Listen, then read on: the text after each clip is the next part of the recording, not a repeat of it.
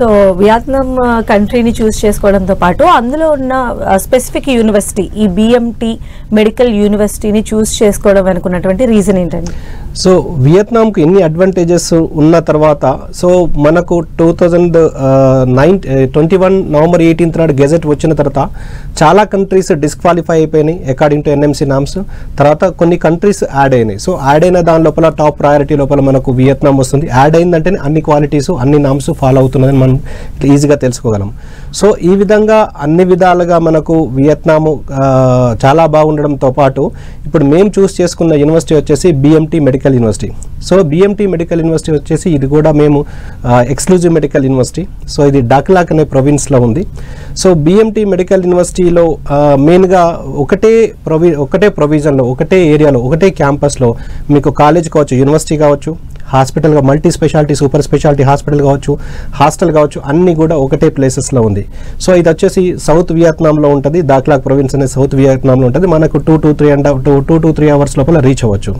So ఇంకొక ముఖ్య కారణం బిఎంటి మెడికల్ యూనివర్సిటీని చూస్ చేసుకున్న ముఖ్య కారణం వచ్చేసి ఇది మన అపోలో హాస్పిటల్స్ తోటి కొలాబరేషన్లో ఉంది. సో అపోలో హాస్పిటల్ హైదరాబాద్ కావచ్చు, అపోలో హాస్పిటల్ ఎక్కడున్నా కానీ అంటే అపోలో హాస్పిటల్స్ యూనివర్సిటీ ఉంది. సో బిఎంటి మెడికల్ యూనివర్సిటీకి కాలేజ్, యూనివర్సిటీ అండ్ హాస్పిటల్స్ని ఈ కొలాబరేషన్ వల్ల ఖచ్చితంగా మన స్టూడెంట్స్ అక్కడ బెనిఫిట్ అవుతారు. సో ఇంత సపోర్టివ్గా ఉంది. తర్వాత వీళ్ళ సొంత హాస్పిటల్ అంటే బిఎంటి మెడికల్ యూనివర్సిటీకి సొంత హాస్పిటల్ ఉండడంతో పాటు అక్కడ యాన్యువల్ పేషెంట్స్ విజిట్స్ వచ్చేసి 4,04,000 మంది యాన్యువల్ పేషెంట్స్. అంటే యావరేజ్గా ఒక మంత్లో తీసుకుంటే దాదాపు 35,000. ఒక డైలీ పేషెంట్ విజిట్ చూస్తే యావరేజ్గా 1,200 విజిట్స్ ఉన్నారు.